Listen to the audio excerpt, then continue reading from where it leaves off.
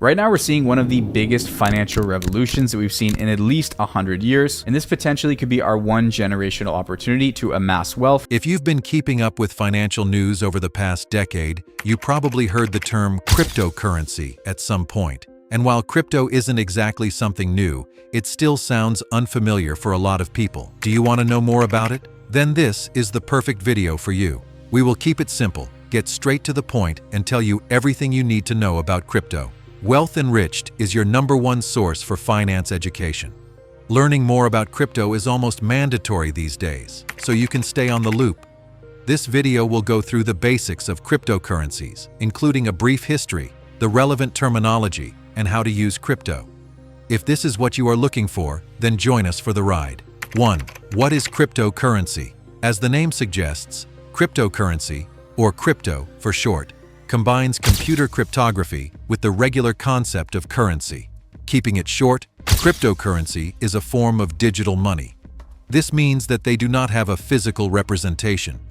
Digital currencies aren't exactly new. Academic papers on digital money have been around since the 1980s. But it only became a reality in 2009 when a mysterious Japanese developer called Satoshi Nakamoto created Bitcoin, the first cryptocurrency. Following Bitcoin, many other cryptos entered the market. To name a few of them, Litecoin, Dogecoin, Ethereum, and Solana. Now, why use crypto instead of regular fiat currency? When you decide to send money to another person, or when you make a payment, the transaction requires an intermediate partner. This third partner is usually a bank or any other legalized financial institution. Crypto skips the middleman. A crypto transaction can be done directly between the two parties without requiring a bank to validate the transaction. This makes crypto, in theory, faster, easier, and more accessible compared to fiat currency. But if crypto doesn't require a bank to validate transactions, then how does it work? 2. How does cryptocurrency work? Moving on to the next topic, we will now take a quick look at how cryptocurrencies work. First, we need a brief introduction to cryptography. Keeping it simple, cryptography is an ancient concept. It consists in hiding a message behind a code or cipher. When it comes to computers, cryptography consists in creating complex strings of characters, known as keys, to protect sensitive information. With the use of keys, it's possible to transfer cryptocurrencies between different parties. These crypto transactions are then registered into something known as a block. Since cryptocurrencies do not have centralized financial institutions, they need a safe and effective method to avoid frauds. This is done with the help of the users themselves. The computers that are part of this cryptocurrency network have access to the blocks we mentioned earlier. And when a transaction is registered in a block, then each computer must independently verify and validate this transaction. This way, even if an individual computer acts maliciously, the fraud won't be validated by the other computers in the network. It's thanks to this complex process that crypto transactions can be considered extremely secure and are effectively fraud-proof. Whenever a computer helps validate a transaction, it's rewarded with a fraction of a cryptocurrency unit. This is known as mining, which is the only way to launch new crypto coins into circulation. This covers the basics of crypto. Now let's dive a bit deeper into the topic. 3. Can you invest in crypto? Crypto started as a hobby for computer enthusiasts. But over the past decade, it quickly transformed into a major financial asset. Bitcoin is probably the best example if you want to understand this. Initially, Bitcoin had virtually no value. However, once this cryptocurrency grew in popularity, the value skyrocketed.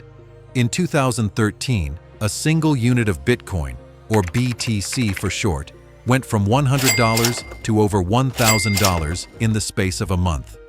Over a decade later, in 2024, one BTC was worth over $100,000. Just like any other financial asset, crypto prices can fluctuate. This is called volatility.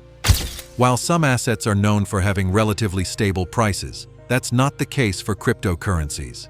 These are highly volatile assets, with prices rising and falling by tens of thousands of dollars in the blink of an eye. In other words, crypto can be a viable investment. However, it's a high-risk, high-reward one. Crypto investments can have major returns, but can lead to big losses as well.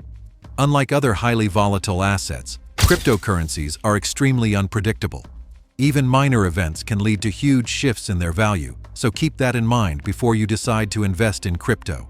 At the end of the day, are cryptocurrencies good or bad? Let's take a look at the two sides of the coin, pun very much intended.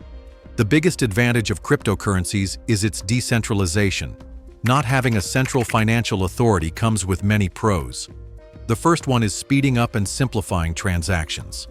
Since transactions are done in a peer-to-peer model and don't have to go through a financial institution, they are a lot easier and quicker.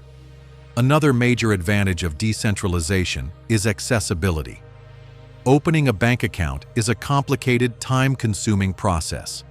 Crypto, in theory, makes it a lot easier for anyone with a computer and an internet connection to have a digital wallet.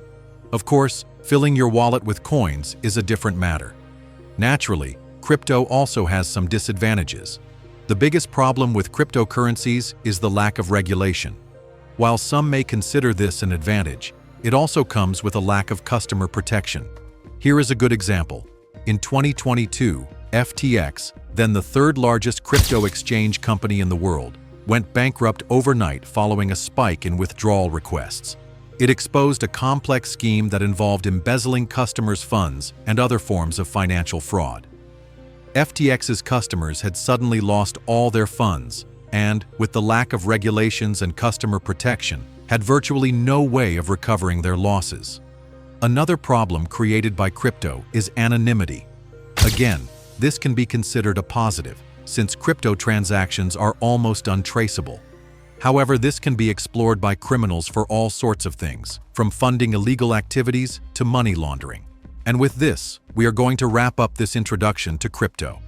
Keep in mind that this content is merely educational, and it does not include any financial advice. Investing in crypto, or even acquiring crypto assets, is a much more complex discussion. Did you find our content on crypto helpful, and did it answer your questions on this theme? Share your thoughts with us in the comments. Wealth Enriched is your source for everything finance. Make sure to like our video and subscribe to our channel. Turn on your notifications so you don't miss out on our content. See you in the next video.